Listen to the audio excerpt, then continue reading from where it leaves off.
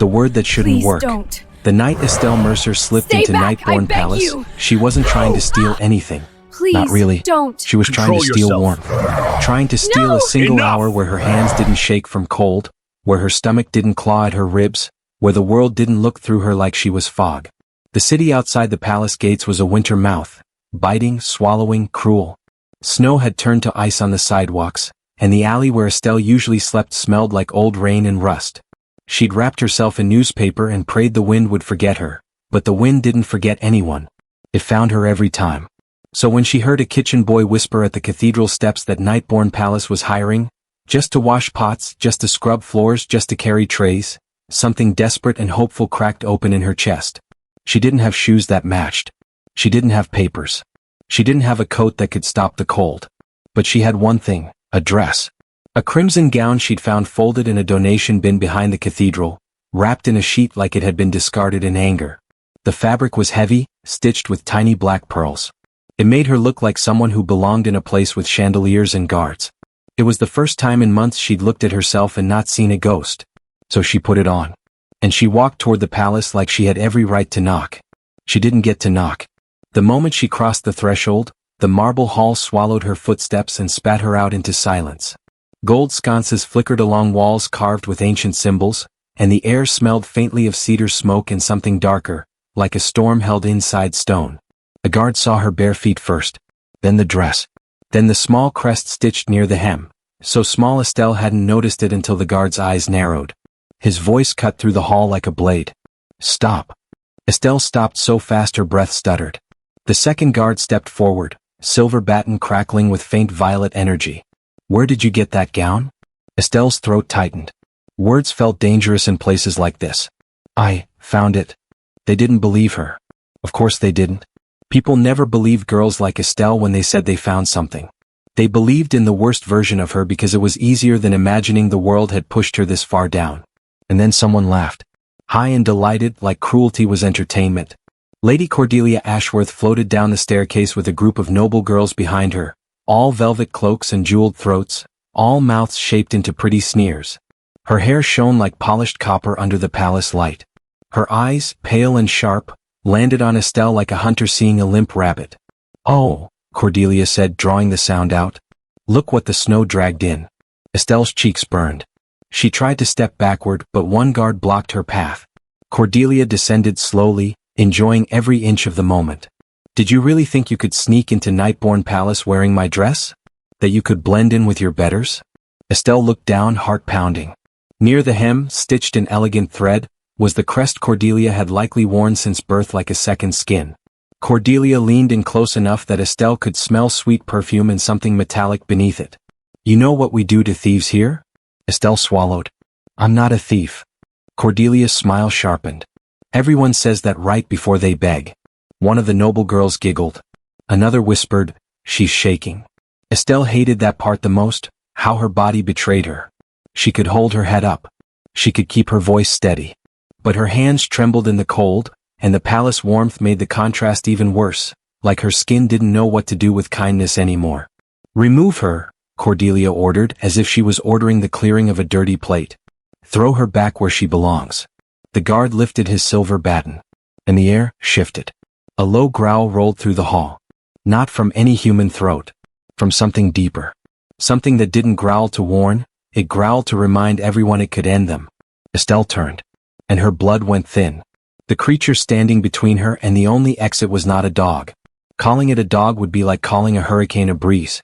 It was enormous, 7 feet at the shoulder, midnight fur that looked like it drank candlelight, muscles layered under its coat like armor. Its eyes were molten gold, intelligent and ancient, and they fixed on Estelle with a stillness that felt like judgment. People whispered his name like a prayer and a threat. Fenrir. The Vampire King's legendary guardian. The beast that had torn apart an entire rebellion last year, according to the rumors that drifted even into alleyways. The one rule everyone knew, whether they were noble or servant or starving girl with bare feet, was simple. Do not speak to Fenrir. A guard hissed it at her immediately, fear crackling in his tone. One word to him and you're dead. Cordelia's laughter echoed off the vaulted ceiling. Yes, little vagrant. Go ahead. Talk to him. See what happens. Estelle's heart hammered so hard she felt it in her teeth. She understood what they wanted. They wanted her to panic. They wanted her to cry. They wanted her to beg. They wanted a show.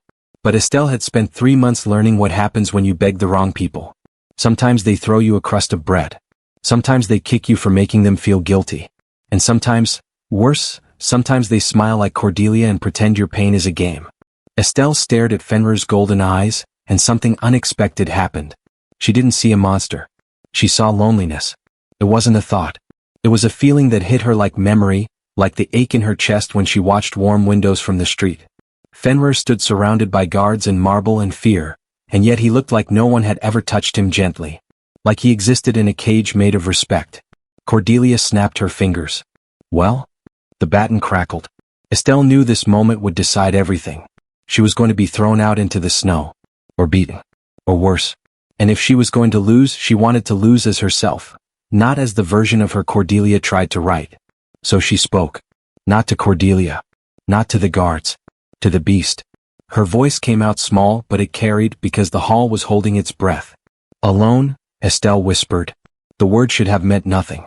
A single syllable from a starving girl shouldn't change the laws of a palace. But Fenrir's ears twitched. The growl stopped. And then, slowly, impossibly, Fenrir sat. Silence crashed down. Cordelia's mouth opened and closed like she'd forgotten how speech worked. The guard's baton lowered a fraction, his hand trembling. Estelle didn't move. She barely breathed. She didn't know what she'd done. She only knew Fenrir's eyes hadn't left hers. So she did the only brave thing she could think of. She lifted one hand, palm out, fingers shaking. Fenrir leaned forward. His massive head pressed into her palm like it belonged there. And Estelle, who hadn't felt anything warm and living against her skin in weeks, felt tears sting her eyes. Someone whispered, impossible. Someone else whispered, which? Cordelia hissed, stop that. Get her away from him. The guards didn't move. Because now the fear wasn't aimed at Estelle. It was aimed at the fact that Fenrir, the untamable guardian, was choosing her. Footsteps echoed from the eastern corridor. Measured. Deliberate. Heavy with authority. Every person in the hall dropped into a bow so deep their foreheads nearly touched the marble. Every person except Estelle because she didn't know the rules, and because her hand was still on Fenrir's fur, and because she couldn't look away. Then he stepped into the light. Alexander Nightborn. The Vampire King. Estelle had seen his face in old newspapers wrapped around fish in the market. She'd heard other homeless girls whisper about him with awe and dread, how they'd once glimpsed him on a balcony and felt the air change. But nothing prepared her for the reality. He was tall, too tall to feel human, 6.5 feet of controlled power in a black suit that looked like it had been tailored around violence. His hair was dark as a raven's wing, swept back from a face so sharp it looked carved from marble. High cheekbones. A jaw like a blade. And his eyes were silver. Not gray. Not pale. Silver, like moonlight trapped behind glass, and they locked onto Estelle with an intensity that made her knees threaten to fold. Cordelia's voice turned to honey instantly. Your Majesty, this vagrant broke into the palace wearing my stolen gown. I was just about to have her removed. Silence. One word. Quiet but absolute.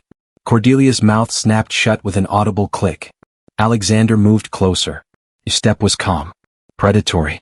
The kind of calm that only belongs to someone who knows he is the apex of everything in the room. He didn't look at the guards. He didn't look at Cordelia. He only looked at Estelle. His gaze traveled from her bare feet to her trembling hands to her face, and something unreadable flickered across his expression. Not softness, not yet, but focus. Fenrir rolled partially onto his side like a giant wolf asking for belly scratches, and the sight was so absurd compared to every rumor Estelle had ever heard that it almost made her laugh. Alexander stopped 3 feet from her. What did you say to him? He asked. Estelle's hand froze in Fenrir's fur. Up close, Alexander smelled like winter pine, old books, and darkness held carefully in glass. Her voice caught. I just said, alone. And why would you say that? Alexander murmured. To a creature that has killed men for less? Estelle's throat tightened. Because she didn't know if honesty would save her or break her. But she had already spoken the truth once. So she did it again. Because I saw it, she said, voice shaking. In his eyes. Everyone fears him, so everyone stays away. He's powerful, so he's always guarded. Always on duty. Always separate. Alexander's eyes narrowed slightly, like he was tasting her words. Estelle swallowed hard and continued because now that the door was open, she couldn't stop the truth from spilling. I know what that feels like, she whispered. To be surrounded by people and still, alone. A cold hush moved through the hall like a shadow passing over a flame. Cordelia made a small, angry sound. Your Majesty, she's manipulating. Alexander didn't even glance at her. You found this gown? He said to Estelle. Yes, Estelle breathed. In a donation bin behind the cathedral. I didn't know, it was so cold and I heard the palace was hiring kitchen staff and I thought if I looked presentable. Her voice broke. She hated that part. Hated how weakness always leaked out of her no matter how hard she tried to hold it in. I'm sorry, she whispered. I'll leave. She tried to step back. Fenrir's massive paw landed gently on her foot, pinning her in place without pain, only insistence. Alexander's gaze flicked to Fenrir. The corner of his mouth lifted, barely, like amusement didn't visit him often but recognized this moment as strange enough to deserve it. He doesn't want you to go, Alexander observed. Cordelia's eyes flashed with triumph. You see? She used some form of. I said silence, Cordelia. This time Alexander's voice carried an edge. Not loud. Not dramatic. But the temperature in the hall dropped and everyone felt it. Cordelia's lips went pale. Alexander finally looked at her, and his silver eyes made her look smaller than Estelle had ever seen a noble look. In fact, Alexander said, I believe I gave you explicit instructions to donate your excess wardrobe to the cathedral charity. Cordelia's throat bobbed. Of course, Your Majesty. I did donate. You left it in bins like garbage, Alexander said, calm as a blade. And now you stand here and mock a girl for being cold and hungry. Cordelia forced a laugh that sounded brittle. Your Majesty, she is beneath us. She is human, Alexander said. And something in his tone made the word sacred. His gaze sharpened. Is that how you treat the less fortunate? Cordelia stammered. No, Your Majesty. I would never. You just called her a vagrant. Alexander's voice didn't rise. It didn't need to. You mocked her. You tried to punish her for wanting to survive. Then he turned slightly toward his guards. Escort Lady Cordelia to the streets. Cordelia's breath hitched like she'd been slapped. Your Majesty. She may return, Alexander continued, when she remembers compassion. Cordelia's shriek pierced the hall. You can't. My father will. Your father will do nothing, Alexander said, and the quiet certainty of it was terrifying. Or I'll remind him how his shipping business relies entirely on my trade agreements. He waved a hand once. Dismissal. Final. Go, he said. Consider it a learning opportunity. The guards moved in. Cordelia stumbled back, sputtering, her noble friend suddenly very interested in the floor. As Cordelia was dragged away, she locked eyes with Estelle, hatred burning there like acid. Estelle flinched. Because she knew hatred like that didn't disappear. It waited. The hall fell into a strained silence as Cordelia's screams faded down the corridor. Estelle realized she was trembling again, but for different reasons now. A king had defended her. A king had punished a noble for her. And Estelle didn't understand why the world had suddenly tilted toward her like this. Alexander looked back at her. What is your name? He asked. Estelle, she said, voice barely steady. Estelle Mercer. He repeated it slowly as if tasting the syllables. Estelle. Her heart stuttered. You are homeless, he said. Not a question. Estelle nodded, shame and honesty twisting together. For 3 months. My grandmother died. We lived in a cottage. She had dementia. I took care of her. When she passed, the landlord, Estelle swallowed. He didn't want me without her pension. Alexander's face didn't change. But the air around him felt heavier, like something inside him had gone still and sharp. You came here looking for work, he said. Yes. In a found dress, he murmured, gaze flicking to her bare feet again, with no shoes in the middle of winter. Yes. And when confronted with my guardian, he said, you told him he was alone. Estelle's hand moved unconsciously to Fenrir again. The fur was warm under her palm, like a living hearth. Yes. Alexander took one step closer, and now Estelle had to tilt her head back to meet his eyes. Why? He asked again, and this time it wasn't suspicion. It was something else. It was curiosity that felt like hunger. Estelle swallowed. Because I know what it is to be feared or ignored, she whispered. To be invisible. Everyone looks at you but no one sees you. Something flickered across Alexander's perfect face. Not quite emotion, kings like him had learned to hide it, but something. Fenrir has been with me for 300 years, Alexander said quietly. Bonded to my bloodline. Trained since birth to protect me and only me. Estelle's breath caught. In all that time, Alexander continued, no one has touched him without losing at least a hand. Estelle's hand froze on Fenrir's fur. Alexander's silver gaze dropped to her palm on Fenrir's head, then lifted back to her face. Yet here you are, he murmured, and he presses into you like you belong.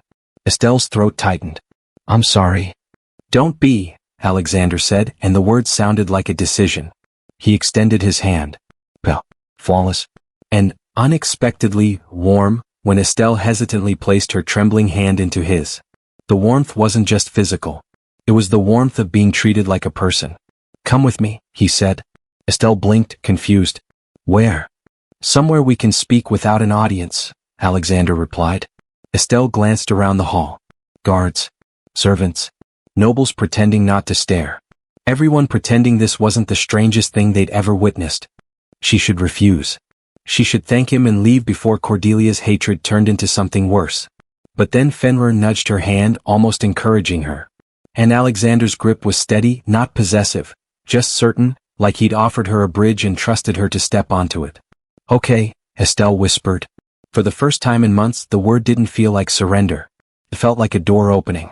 Alexander led her through corridors where marble gave way to dark wood and harsh light softened into amber sconces. Estelle tried not to gawk at oil paintings that looked original, at sculptures tucked into niches like silent guardians, at halls that smelled of expensive books and old secrets. Fenrir padded beside them, massive and quiet, occasionally glancing at Estelle as if making sure she hadn't vanished. Alexander opened a door to a private study. Floor-to-ceiling bookshelves lined 3 walls, packed with volumes and dozens of languages. An enormous hearth crackled with fire, throwing shadows across butter-soft leather furniture. Fenrir immediately sprawled in front of the fire, watching them with golden eyes that looked too intelligent to belong to any beast. Sit, Alexander said, gesturing to a chair near the hearth. You're freezing. Only when he said it did Estelle realize she was shivering again, the adrenaline fading and leaving exhaustion behind. She sat. The chair felt like clouds. The fire washed warmth over her skin, and for a moment she wanted to cry from the simple mercy of heat. Alexander poured amber liquid into a crystal glass and brought it to her. Drink, he said. Estelle hesitated. I've never. It's brandy, he said, tone steady. It will warm you. The way he said it, like he was used to giving commands but was trying to make it sound like a gift, made her take the glass. The first sip burned. The second sip warmed her chest. By the third she stopped shivering. Alexander sat across from her, one ankle crossed over his knee. He'd removed his suit jacket and rolled his sleeves, revealing forearms corded with muscle and traced with veins. He watched her like he was reading a book he didn't understand but couldn't put down. When did you last eat? He asked. Estelle's stomach answered for her with a hollow growl. Her cheeks burned. 2 days ago. Alexander's jaw tightened, almost imperceptibly. She stared into the glass, voice low. There's a baker who sometimes leaves day-old bread in an alley. If I'm fast I can. Enough, Alexander said quietly. Not angry, but sharp with something that sounded like restraint. Estelle blinked up at him. Alexander leaned forward, elbows on his knees, his silver eyes locked onto hers. You are not invisible to me, he said. The words hit Estelle like a wave. Because she hadn't realized how much she needed to hear them until they were said by someone powerful enough to make them true. Estelle's voice shook. I don't understand why you're doing this. Alexander's gaze flicked to Fenrir, then back to her. Neither do I, he admitted. And that honesty, was more unsettling than any threat. In vampire culture, Alexander said softly, Fenrir's reaction means something. Estelle's chest tightened. What does it mean? Alexander paused, as if choosing words that wouldn't frighten her. My kind live a long time, he said. Centuries. Millennia for some. Estelle nodded slowly. And the longer we live, he continued, the more isolated we become. Humans fear us. Vampires want something from us. Power. Favor. Protection. Everyone comes with an agenda. His silver eyes dimmed slightly, like moonlight behind clouds. Genuine connection becomes rare. Estelle's lips parted before she could stop herself. So you're lonely. The words hung between them. Alexander didn't deny it. He stared at her and for the first time his expression softened, not much but enough to change the air. Yes, he said. Such a simple word. But it landed heavy. Estelle swallowed, heart thudding. I only said, alone, because I recognized it. Alexander studied her like she was a puzzle written in a language he hadn't spoken in centuries. Then he set down his glass and leaned back, exhaling slowly. I'm going to make you an offer, he said. Estelle's body went tense. Life had taught her offers were traps wearing polite faces. You can refuse, Alexander added, and there was something almost wry in his tone, like he knew how impossible his position made refusal. But I'm hoping you won't. Estelle gripped the crystal glass with both hands. What offer? Stay in the palace, Alexander said. Estelle blinked. As kitchen staff? A faint curve touched his mouth. If you want to cook, you're welcome to. Then his gaze sharpened again, turning serious. No, Estelle. I'm asking you to stay as my guest. Her breath caught. Why? Alexander's eyes flicked to Fenrir.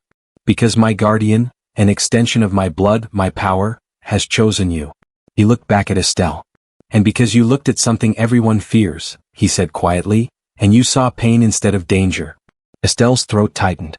I'm no one. Alexander's voice lowered, steady and intense. You are someone who survived the streets and didn't lose her kindness. He paused as if the next words cost him. You are someone I cannot stop thinking about, he admitted. Estelle's heart stumbled. She almost laughed, not because it was funny but because it sounded too impossible to be real.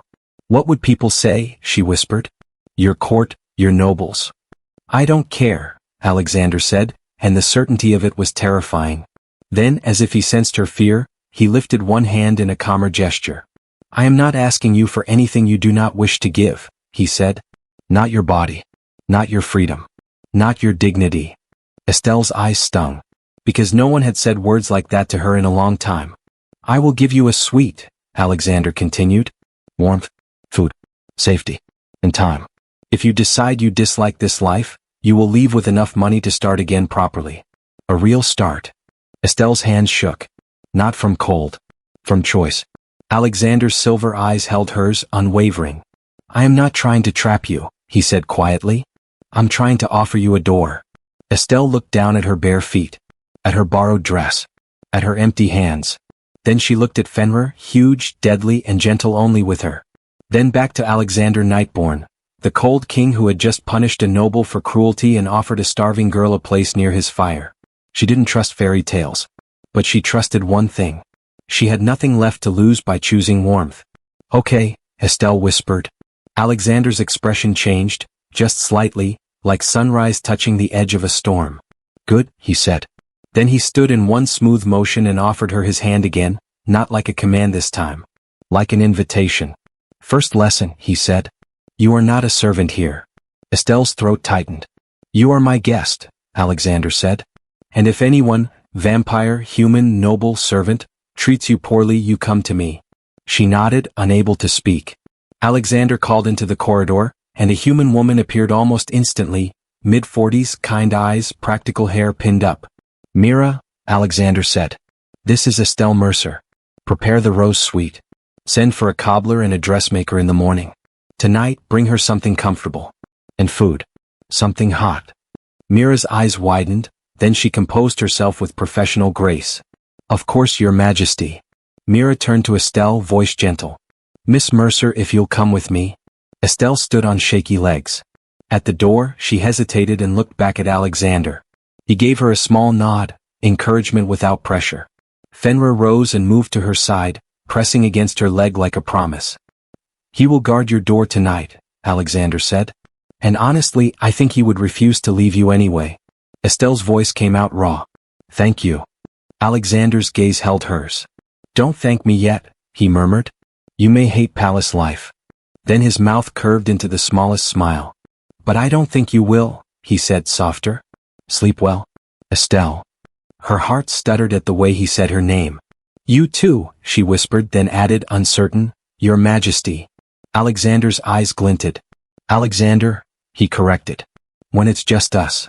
Estelle tested it like a fragile thing. Alexander. Something sharp and pleased flashed across his face, gone as quickly as it came. Good night, he said. Mira led Estelle down a corridor lined with tapestries.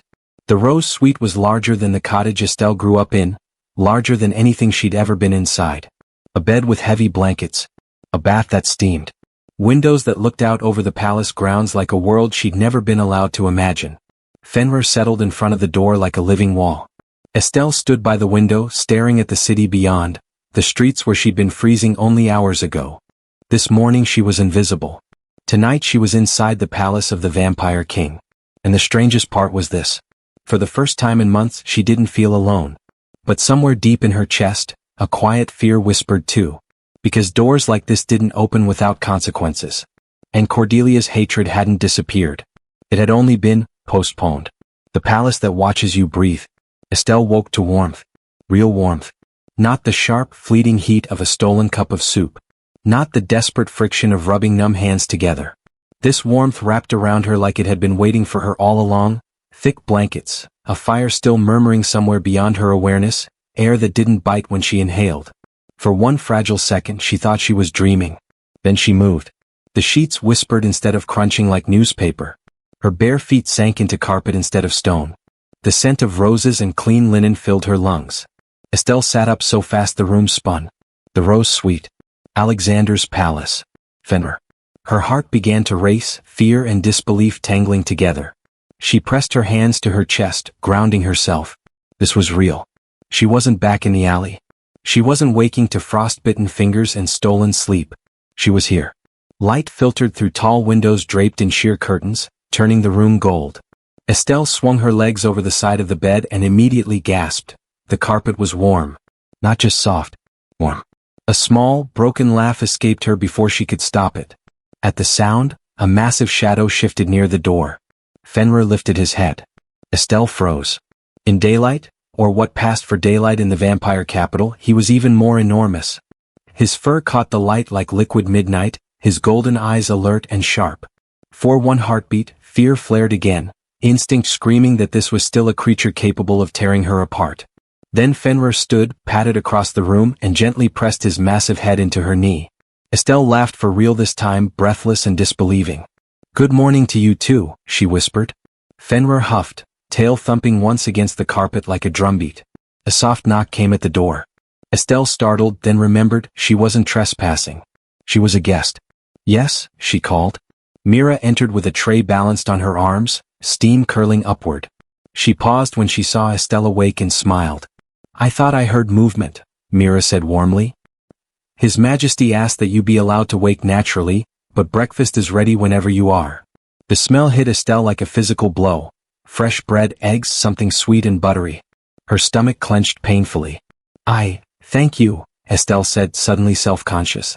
She pulled the blanket tighter around herself. "I don't have anything to wear." Mira's eyes softened. "That's already been handled." She gestured toward a chaise near the window.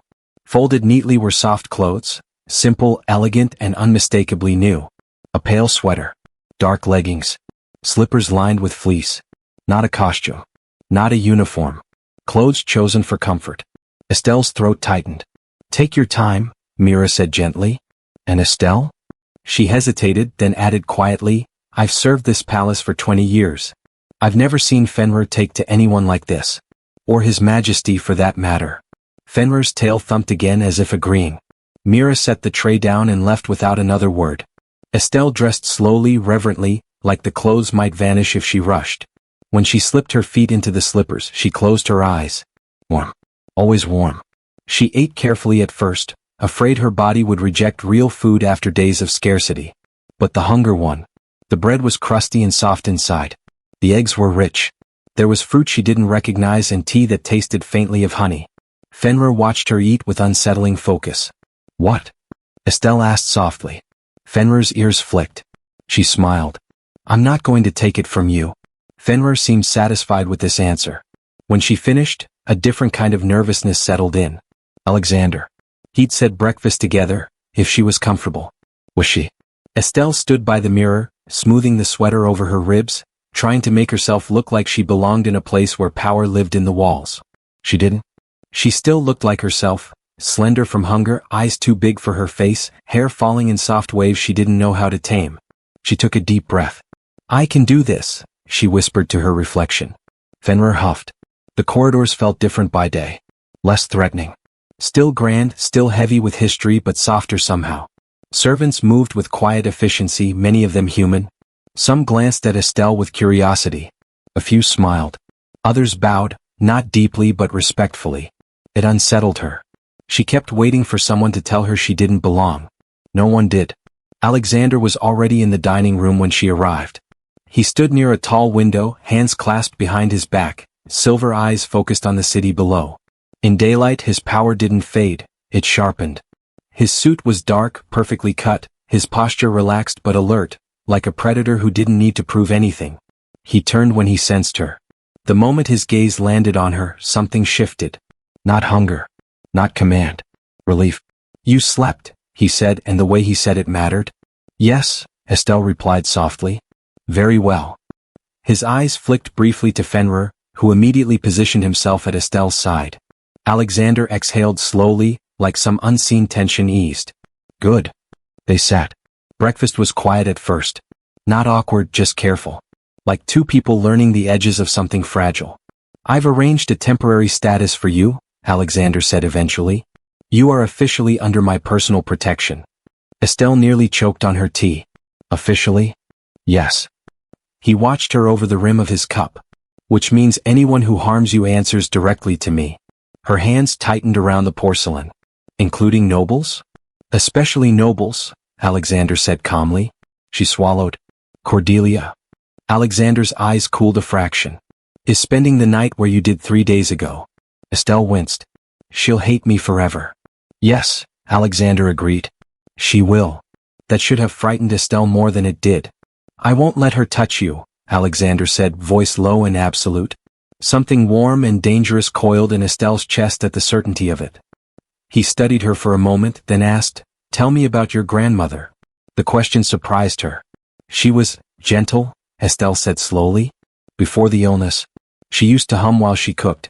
She forgot my name at the end, but she never forgot how to hold my hand." Alexander listened like every word mattered. "She taught me that kindness is something you choose," Estelle continued. "Even when the world makes it hard." Alexander looked away briefly, jaw tightening. "Kindness," he murmured, "is often mistaken for weakness." "Only by people who've never needed it," Estelle replied before she could stop herself. Alexander's gaze snapped back to her. For a long moment he just looked. Then quietly, "Exactly." After breakfast Alexander showed her the palace. Not all of it, but enough. The gardens hidden behind high walls where roses bloomed year-round. The library where Fenrir seemed oddly fond of sleeping. The kitchens bustling with life. "You may go anywhere you wish," Alexander told her. "Except the Eastern Tower." Estelle nodded. "Why?" "Because it is dangerous," he said simply. She didn't press. As they walked, she felt eyes on her. Vampire nobles whispering behind fans, servants watching openly, curiosity buzzing like static. She felt small again. Alexander noticed. He slowed his pace until their steps matched. "They will stare," he said quietly. "You are new. And you are unexpected." Estelle smiled faintly. "That's one word for it." He glanced at her, silver eyes softening. "Do not let them make you feel lesser." She hesitated, then asked, "Why does Fenrir listen to me?" Alexander stopped walking. This time, when he looked at her, there was something serious beneath the curiosity.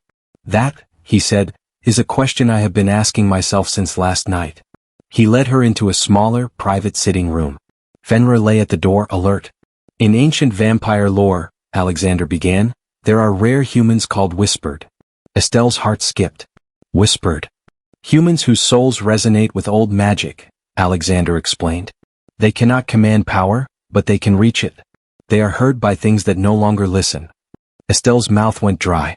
"You think that's me?" "I think," Alexander said carefully, "that Fenrir recognized something in you. Something old. Something familiar." Fear stirred beneath the wonder. "I don't want to be special," Estelle whispered. "I just want to be safe." Alexander's voice softened. "Then you are exactly who you should be." A servant interrupted them then, face pale. "Your Majesty," he said urgently. "There has been an incident." Alexander straightened. "What kind?" "A human maid," the servant said. "She's been accused of theft. The nobles are demanding punishment." Estelle's chest tightened. Alexander met her eyes. "Will you come?" he asked. Estelle nodded. The scene in the lower hall was ugly. The maid, young, shaking, tear-streaked, knelt on cold stone while nobles argued above her like judges. Estelle recognized the look in the girl's eyes. It was the look of someone who knew no one would listen. She stole a necklace, a nobleman snapped. A human touching vampire property. She fed her children, Estelle said sharply. The room froze. Alexander didn't interrupt her. Estelle stepped forward, heart pounding. She fed her children, she repeated. You all know how little you pay them. Murmurs rippled. The maid looked up at Estelle with disbelief. Alexander lifted one hand. Search the maid's quarters, he ordered calmly. They did. They found no necklace. They found empty cupboards. Alexander's voice cut through the hall like iron. This palace does not punish hunger, he said. It punishes cruelty. The nobles went pale. The maid wept. Estelle felt something settle into place inside her. Later, alone again, Alexander studied Estelle with something like awe. You spoke, he said. In front of my court. She needed someone to, Estelle replied quietly. Alexander nodded once. That night, as Estelle lay in the rose suite, Fenrir at her door, she realized something terrifying and beautiful. This palace didn't just watch her. It listened. And so did the king. The blood that remembers her name. By the third night, the palace no longer felt silent. It listened. Estelle noticed it first in small things. The way torches flared brighter when she passed, as if reacting to her presence. The way Fenrir slept lighter now, one golden eye always half open, not out of duty, but choice. The way servants straightened instinctively when she entered a room, not out of fear but awareness. And most unsettling of all, the way the palace's oldest vampires watched her like they were remembering something they had once forgotten. Alexander noticed it too. He did not say it aloud at first. He was a king trained to observe before he spoke, to gather truth before action. But Estelle could feel it in the way his gaze lingered longer, more searching. In the way his questions deepened. Not what happened to you, but who are you becoming? That evening, a storm rolled in from the eastern sea. Thunder rattled the stained glass windows, lightning flashing silver blue through corridors older than some civilizations. Estelle stood on the balcony outside the rose suite, wrapped in a thick shawl, watching rain turn the gardens into mirrors. She loved storms. They made the world feel honest. She didn't hear Alexander approach, but she sensed him, like the pressure shift before lightning strikes. You shouldn't be out here, he said gently. The wind is cold. She turned, surprised, then smiled faintly. It reminds me I'm alive. Alexander studied her for a long moment, rain misting his dark hair, silver eyes reflecting the storm. May I join you? He asked. The question mattered. Yes, Estelle said. They stood side by side, not touching, but close enough that Estelle could feel his warmth. Subtle, controlled, nothing like the cold vampire myths she'd grown up with. You defended the maid today, Alexander said. She reminded me of myself, Estelle replied quietly. Only, she still had children depending on her. Alexander's jaw tightened. My court forgets what hunger looks like. You don't, Estelle said. He glanced at her sharply. I see how you watch, she continued. You notice who's tired, who's afraid. You just don't always stop it. Alexander exhaled slowly. Power teaches you restraint. Or distance, Estelle said, not accusing, just honest. The storm cracked loudly overhead. Alexander turned to face her fully now. You are changing things. Estelle's heart stuttered. I don't mean to. That may be the most dangerous kind of change, he said softly. Before she could respond, Fenrir growled, low and sharp. Alexander's posture shifted instantly. What is it? Fenrir stared down into the gardens. Estelle followed his gaze. Below, near the outer wall, a figure moved where no one should be. Then another. And another. Black-cloaked. Fast. Too fast for human. Alexander swore under his breath. Inside, he ordered. The alarms did not ring. That was the first terrifying sign. The palace defenses, wards older than most kingdoms, had not activated. Which meant whoever was below wasn't forcing their way in. They were being allowed. The eastern tower. Estelle's stomach dropped. Alexander grabbed her wrist. Not rough, not tight, just urgent. Stay with Fenrir. Do not leave him. I'm not helpless, Estelle said, surprising herself with the steadiness of her voice. Alexander's silver eyes flashed. No, he said. But you are valuable. The words settled heavily between them. Before Estelle could argue, the palace shuddered. A scream echoed from below. Not vampire. Human. Estelle didn't think. She ran. Fenrir surged beside her instantly, a wall of muscle and fury.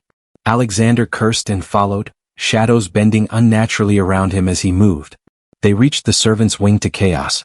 Guards lay unconscious, alive but drained. Human servants huddled against walls, terror-stricken. At the center of it all stood a woman in crimson armor etched with ancient runes. Lady Cordelia. But changed. Her eyes glowed red, not the refined silver of night-born blood, but something feral. Corrupted. You, Cordelia hissed when she saw Estelle. I knew it would be you. Alexander stepped forward, power rolling off him in waves. You broke exile. Cordelia laughed, sharp and unhinged. Exile? You humiliated me. You stripped me of status. Of protection. Her gaze snapped back to Estelle.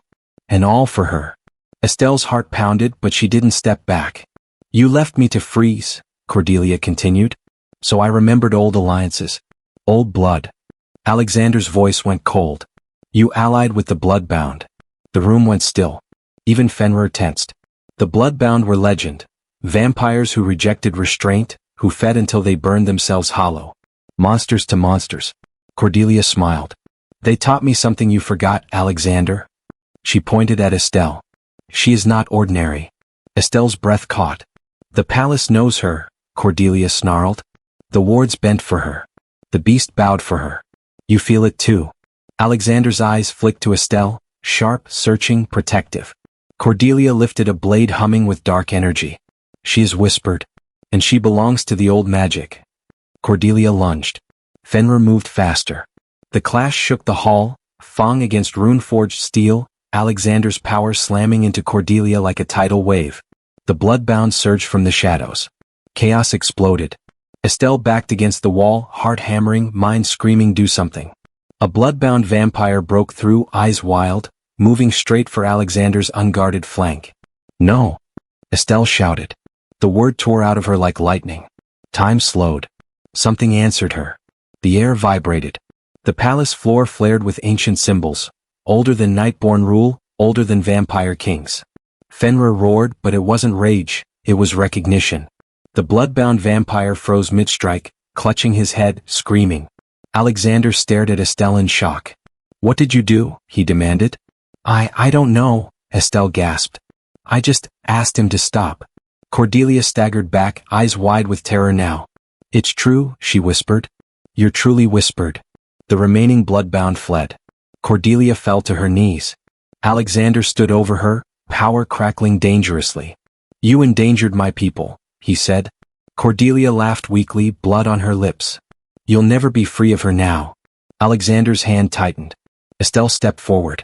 Don't, she said softly. Alexander froze. She met his gaze, fear and certainty tangled together. She wanted power. Let her face justice, not revenge. Alexander searched her face like he was seeing her for the first time. Then he nodded. Cordelia was taken away, this time not to the streets but to the deepest cells beneath the palace. When it was over, the hall was ruined. Guards stirred. Servants cried softly. Alexander turned to Estelle slowly. The silence between them was heavy with truth. You called ancient magic, he said quietly. Without blood. Without training. Estelle's hands trembled. Am I dangerous? Alexander stepped closer, stopping just inches from her. No, he said. You are dangerous to cruelty. His hand hovered near her cheek, then stopped as if afraid to cross a line. You saved my life, he added. Estelle's breath hitched. I didn't mean to. I know, Alexander said softly. That's why it matters. Fenrir pressed against Estelle's side, grounding her. Alexander's voice lowered. The bloodbound will return. Estelle nodded. Then we'll be ready. Alexander studied her for a long moment. Then, quietly, fiercely, you will not face them alone. For the first time Estelle believed him completely. She taught me that kindness is something you choose, Estelle continued. Even when the world makes it hard. Alexander looked away briefly, jaw tightening. Kindness, he murmured, is often mistaken for weakness. Only by people who've never needed it, Estelle replied before she could stop herself. Alexander's gaze snapped back to her. For a long moment he just looked. Then quietly, exactly. After breakfast Alexander showed her the palace. Not all of it but enough. The gardens hidden behind high walls where roses bloomed year-round. The library where Fenrir seemed oddly fond of sleeping. The kitchens bustling with life. You may go anywhere you wish, Alexander told her. Except the Eastern Tower. Estelle nodded. Why? Because it is dangerous, he said simply. She didn't press. As they walked, she felt eyes on her. Vampire nobles whispering behind fans, servants watching openly, curiosity buzzing like static. She felt small again. Alexander noticed. He slowed his pace until their steps matched. They will stare, he said quietly. You are new. And you are unexpected. Estelle smiled faintly. That's one word for it. He glanced at her, silver eyes softening. Do not let them make you feel lesser. She hesitated, then asked, Why does Fenrir listen to me? Alexander stopped walking. This time, when he looked at her, there was something serious beneath the curiosity. That, he said, is a question I have been asking myself since last night. He led her into a smaller, private sitting room. Fenrir lay at the door, alert. In ancient vampire lore, Alexander began, there are rare humans called whispered.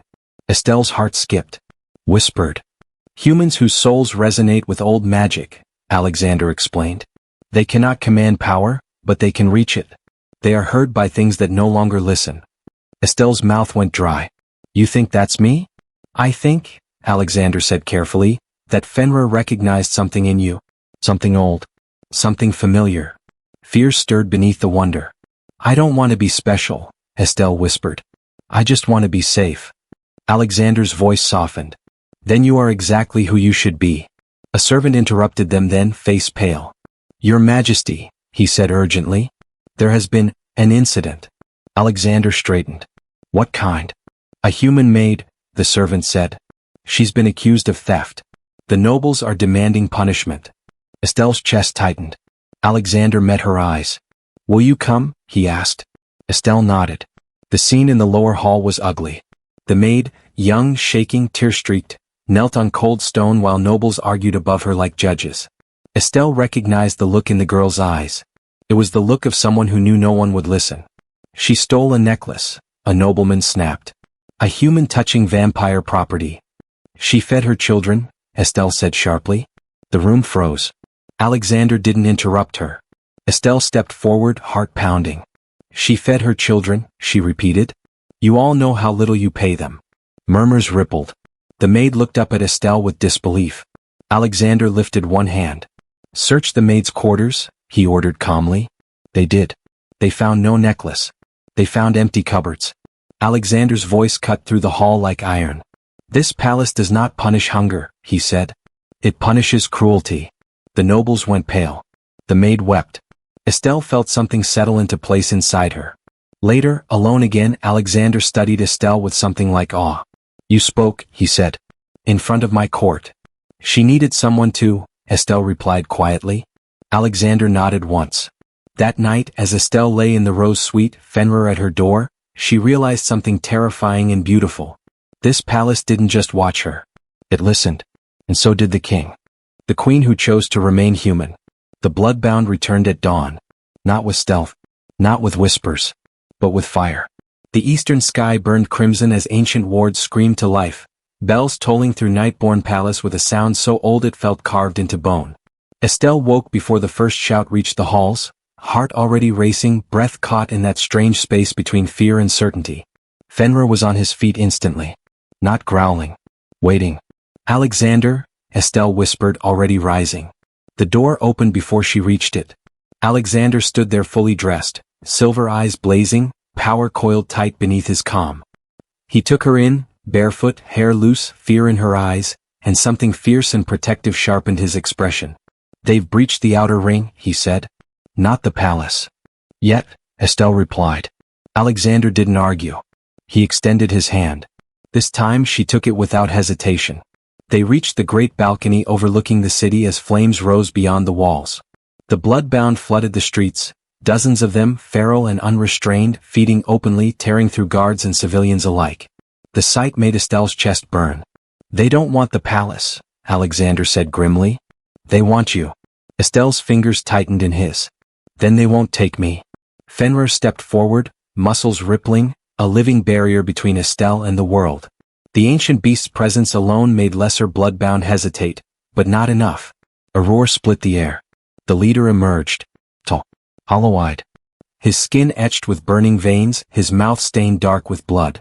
He smiled when he saw Estelle. Whispered, he crooned, "You hear us, don't you?" Estelle stepped to the edge of the balcony. Alexander stiffened. "Do not." She met his gaze, calm and unafraid. "Trust me." He did. That was the moment everything changed. Estelle looked down at the bloodbound, not with anger, not with command, but with sorrow so deep it cracked her voice. "Stop," she said. The word carried. Not like magic. Like memory. The bloodbound leader staggered. Others dropped to their knees, clutching their heads as the ancient symbols beneath the city flared. Symbols no one remembered carving. Estelle spoke again, voice trembling but unbroken. "You don't need to be monsters to survive." The leader screamed, not in pain but grief. The world seemed to lean toward her. Alexander felt it then, what Cordelia never understood. Estelle was not a weapon. She was a mirror. The bloodbound leader collapsed, sobbing, power draining from him like poison leaving a wound. Around him the others fell, alive, weakened, stripped of the corruption that fed on cruelty. Silence followed. Not the fearful silence of domination. The stunned silence of mercy. Alexander stared at Estelle like he was seeing the future unfold. The elders arrived moments later, eyes wide, ancient power trembling in their wake. "It is done," the eldest whispered. "The bloodbound are broken." He looked at Estelle with awe. "You could rule." Estelle shook her head immediately. "No." The word was firm.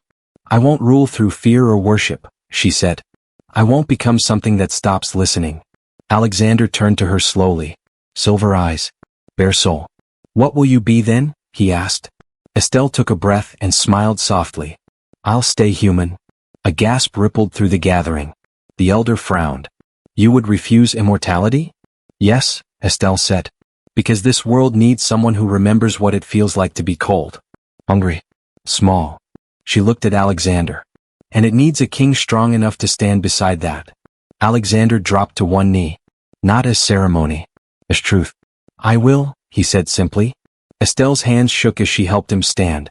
Their foreheads touched. No kiss, no claim, just a promise suspended in breath and heartbeat. From that day forward, the laws changed. Humans gained protection. Cruelty lost its throne. The palace doors opened wider. And beside the vampire king walked a woman who never sought power, only justice. Fenrir remained her shadow. Alexander remained her choice. And the world remembered.